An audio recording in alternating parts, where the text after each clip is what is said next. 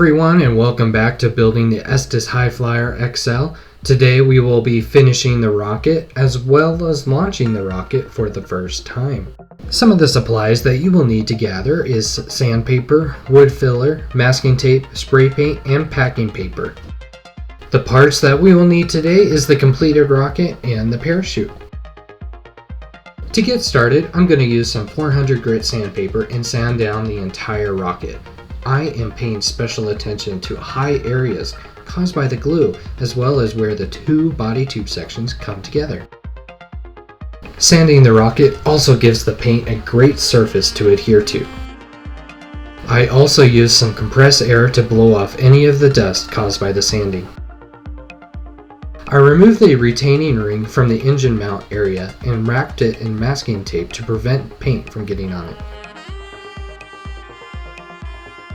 I also noticed that the shock cord was hanging out a bit, so I stuffed some printer paper down the front end of the rocket tube to hold it in place.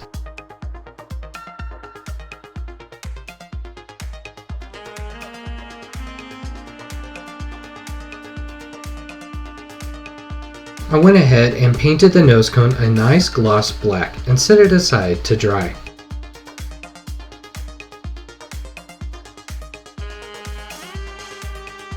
This is when disaster struck. When I initially painted this red, I noticed that the paint was not coming out evenly, kind of splattery. So I set it aside to dry to sand and try again later. After it was dry, I sanded it as well as primed it to get a better paint coating. You will notice that I also added some wood filler on the fins that had some divots created while I was making the rocket. It wasn't perfect, but I did take some time to fill in the deep divots that were created, and you can see I missed a couple of the wood grain areas, but I'll address those later. But the paint came out great. I came in with more sandpaper and sanded down the wood filler I added on the fins to get them nice and smooth and ready to take the nice glossy black paint.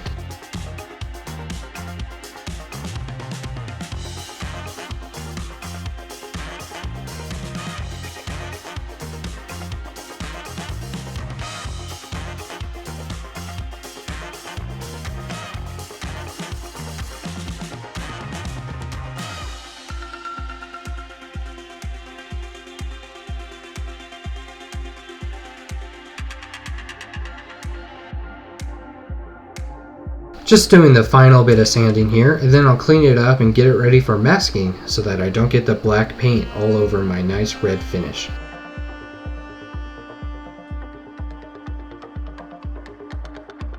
Here I'm getting the fins ready to be painted black, but before I do that I need to mask off the rest of the rocket so that I don't get any overspray on the body.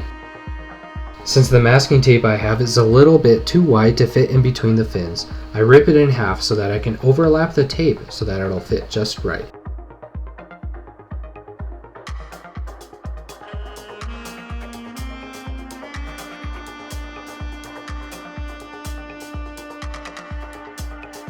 I add this masking tape between every set of fins.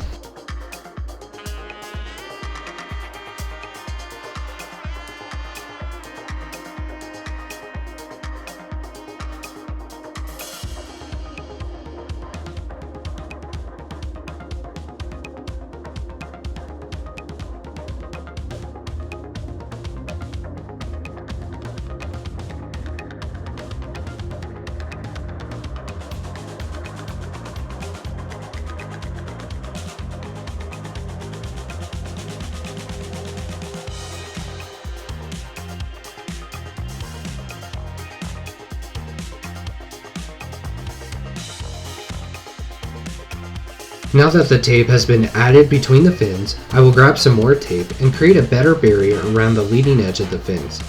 This added layer will make it easier to put the packing paper on the rocket. I use the packing paper so that I don't need to add tape to the whole body of the rocket.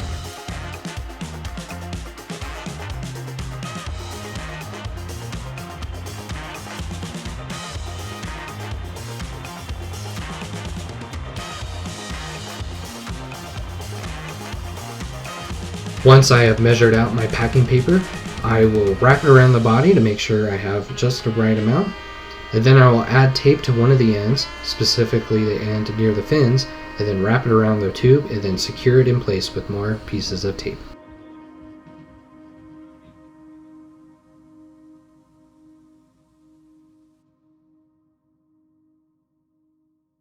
Now that the fins have been painted this nice glossy black, I will remove the masking tape and packing paper and reveal our beautiful rocket.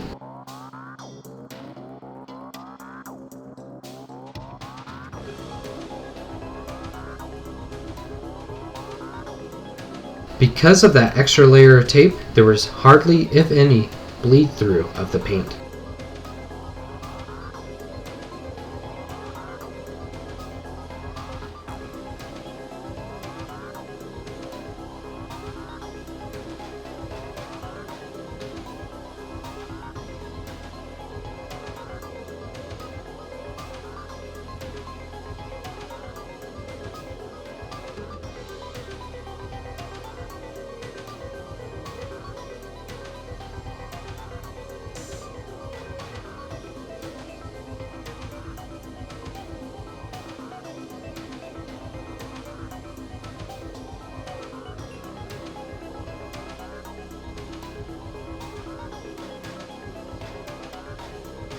After removing the tape, I did see one area where I had messed up a little bit, but I'll take care of that later.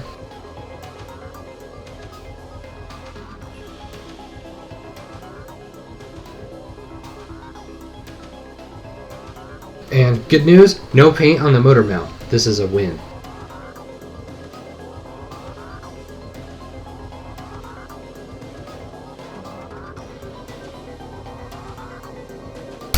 Now, some of you may hate water slide decals, but I have come to enjoy putting them on with this rocket. It helped me adjust the placement of the decals without having to rip up the sticker and put it back on several times.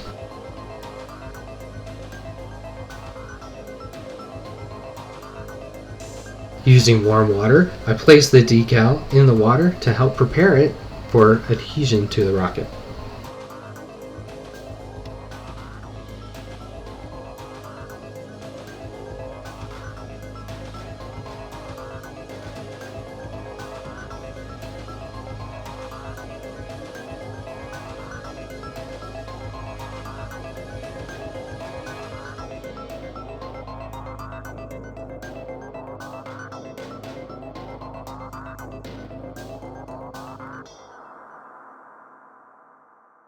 Now that the decal is ready, I'll remove it from the water and align it on the rocket, and slowly remove the blue backing paper.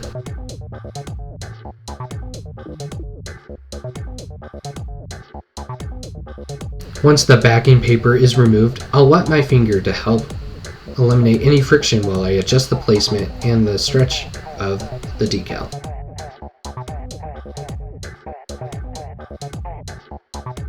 Once I think it is good and in place, I'll take this microfiber cloth and gently dab out any of the extra water so that it can dry.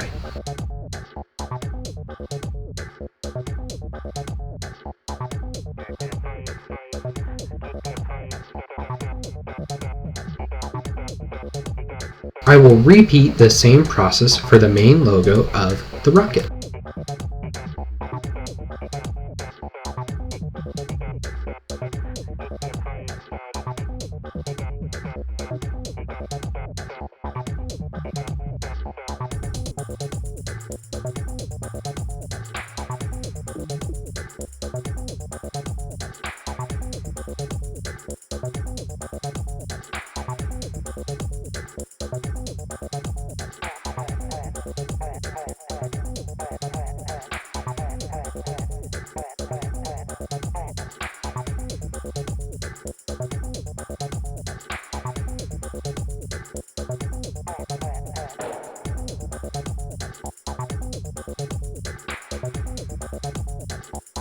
Once it is ready, I remove the logo from the water and align it on the rocket and slowly remove that blue backing paper. This one's tricky since it is a bit larger, but if you go carefully, it will not rip or get ruined. Now that it is slid off, I will use my finger to help stretch out the decal and remove any air bubbles. And I promise I'm not flipping you off here.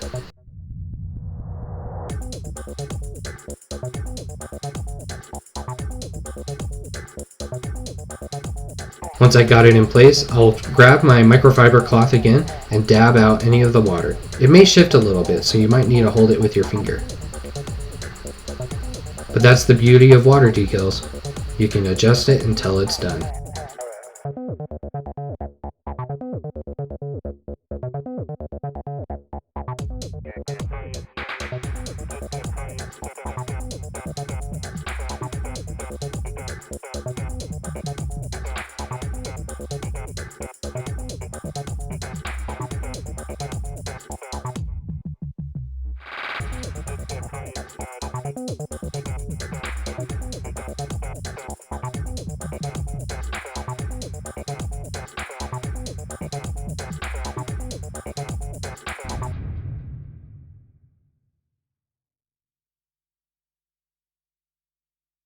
Let's speed up and get the rest of the decals done.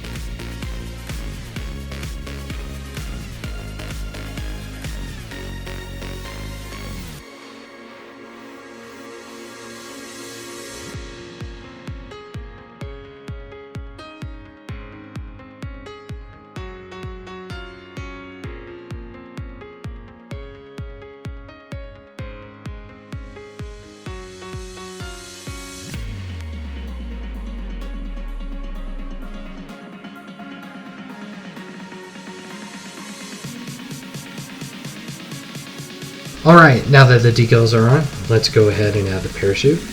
I'm using this micro cord to create a loop, and in this loop I will add a fishing swivel to attach the parachute to. Just tying it into a loop here using either a square knot or something.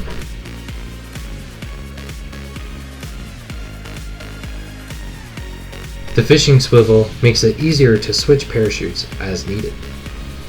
Once this is all tied together, I will grab the shock cord from the rocket and tie it to the nose cone.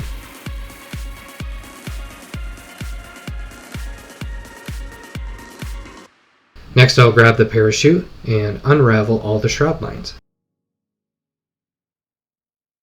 I try to find the middle of the shroud lines so that I can make a loop with them at the end. This may take a couple tries. As you can see here, it'll end up taking me about 3 tries to get it just right.